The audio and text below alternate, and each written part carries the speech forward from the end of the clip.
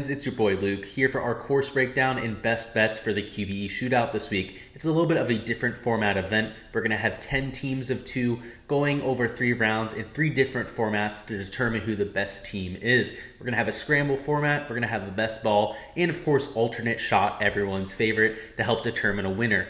Last year we had Harris English and Matt Kuchar win at a whopping 37 under par. So there's going to be birdies flying all over the place. You might see a 54 when it comes to the team play and scramble. And overall, it makes for a unique week of betting when it comes to outright bets. Obviously, no DFS this week, so we're going to focus on the outright betting part of the market. Just to go in a little bit more detail about the format, we're going to have a scramble, which of course is where both players will be playing from the same spot. They'll both hit their shot, whichever one they like better they'll take, and they'll play on from there. You're looking at an average score of about 14 under par, which is just absolutely ridiculous. It's what you'd expect from tour pros though. You're looking at the best scores, maybe close to 17 or 18 under par. So you really got to get it on the scramble day, and these PGA Tours shouldn't have any problem doing so. Next up would be alternate shot. This should be the hardest day of the 3. This is where players are going to take turns hitting shots. Whoever hits off the tee will hit the approach shot, so on and so forth until the ball gets into the hole. Last year, this is where Harris English and Matt Kuchar really separated themselves. They ended up shooting 7 under during this format. They had a streak of 5 birdies in a row, and that's really where they got to that 37 under par number.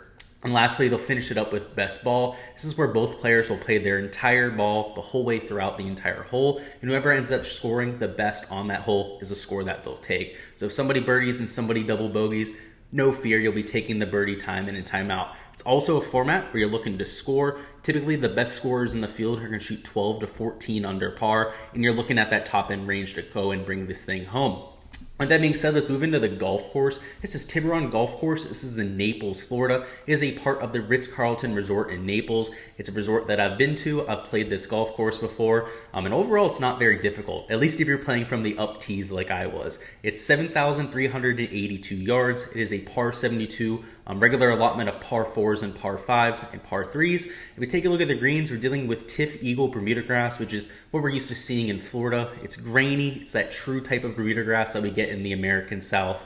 So you're looking at putters that and around the green players that are specifically specialists on Bermuda.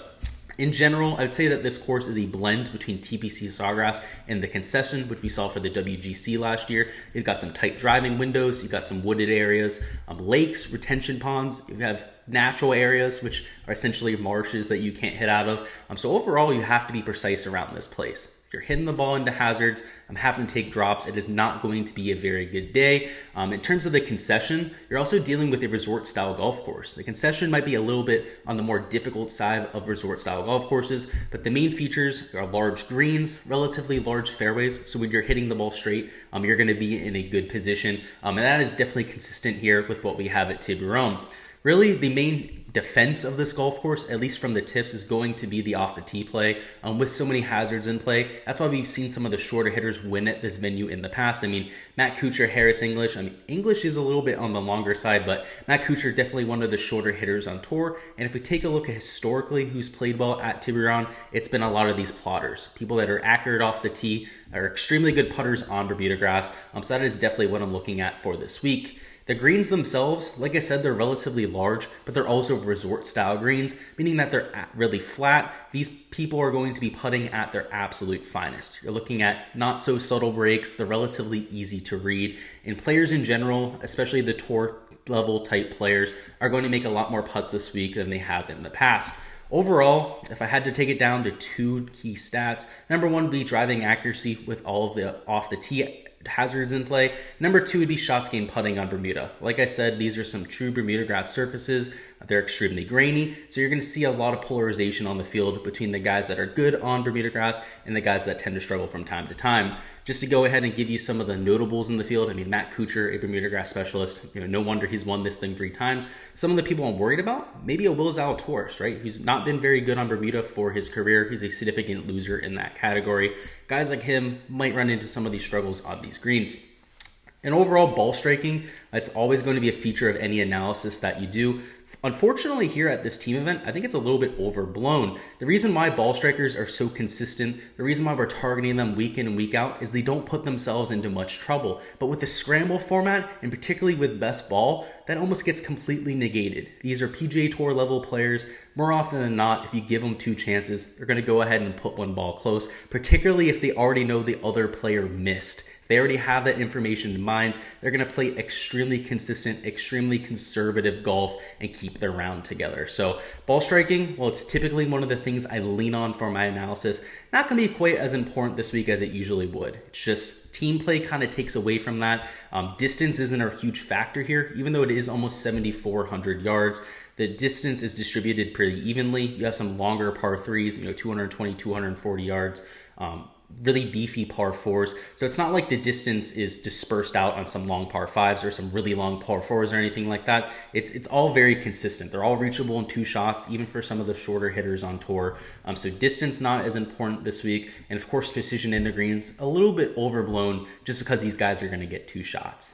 Now for our picks to win. First off, we have Corey Connors and Graham McDowell at plus 1,000. Both of them have familiarity on the Bermuda grass surface. Both of them are significant gainers on Bermuda when you compare it to their baselines, and significantly with Corey Connors. He's usually one of the worst putters on the PGA Tour. That was at least a rep that he had for the last 3 or 4 years, but over the last 18 months or so has really started to turn it around. Over that stretch, he's about a neutral putter for the PGA Tour, which is a huge improvement from what we saw for his first few years on tour. Specifically on Bermuda grass is where we've seen him gain of late. He's actually a gainer on Bermuda, gains a quarter of a stroke per round on Bermuda grass over these last 18 months. So perhaps if he's going to go out and gain strokes, this is the week for him to go out and do so. The beauty of Corey Connors' game is not only does he have that familiarity on Bermuda, he's also one of the most accurate and precise players on the tour, if not the most precise. Graham McDowell also extremely accurate off the tee. So both of them check all of the boxes that I'm looking for. If there's a glaring weakness in this group, it's McDowell's ball striking, but the beauty is Corey Connors more than makes up for it. So in the team formats where they're going to both be hitting shots into greens, I definitely think that Connors and McDowell's skill sets should gel very nicely. The only real concern is maybe an alternate shot, where we know McDowell's going to have to hit some iron shots. I mean, the guy's been a former #1 player in the world. He can definitely put it together for 4 rounds. We've seen Kuchar win this golf tournament over these last few years. He's getting up there in age, so why not McDowell this time around with a young up-and-coming stud in Corey Connors. Next up, our last pick to win. I'm only going with 2 this week, guys. There's only 10 teams, so we can't pick everyone. I'm going to be Ian Poulter and Charles Howell III. They are 12-1 at plus 1,200. Both of these guys, very good with their short game. I mean, they're both significant gainers on Bermuda, especially when you compare it to their baseline. But moreover, they're great off the tee, especially with their accuracy. At this type of venue that resembles a TPC Sawgrass, maybe a concession, the Sea course at Sea Island or something like that, you need to have that accuracy off the tee. We've seen shorter hitters win at these venues in the past, even over the past few years. So Poulter's coming in with some sneaky good form. He was good over there in Dubai, had a really solid 2021 season. Howell we haven't seen play very much. He looked pretty good at the RSM Classic though, which is always a positive sign. And anytime we have these team level events, you always get that one surprise guy that goes out and plays well. It's usually one of those older guys, whether it's a Kuchar. This year it could be a Charles Howell or a Graham McDowell. So that's why I like targeting these teams. They have very good accuracy off of the tee. They're very good on Bermuda grass. And they're checking all the boxes I'm looking for in terms of a course fit. All I've got for the QBE Shootout preview. We're going to have the PNC Championship next week. I will be doing a course breakdown for that. Also, a little bit of picks for the field. Obviously, it's not as competitive as the QBE Shootout. You're dealing with non-pros playing in that event, and I'm sure a ton of eyes are going to be on Tiger Woods making his return to golf. So I'm make sure to get a course preview out there for you guys so you guys know what to expect. But as always, really appreciate you guys stopping by and enjoying the content. Make sure to go ahead and let me know down in the comments who you guys have winning this week. Maybe it's one of the 2 teams that I chose, or maybe it's Sam Burns at the top of the board. I mean, I can't really blame you for going with them, but wanted to go ahead and give you guys some value picks a little bit further down the board. But go ahead and let me know who you've got. And as always, make sure to like and subscribe if you guys haven't already. And until next time, good luck with any outright bets that you guys decide to place this week, and let's get this spread.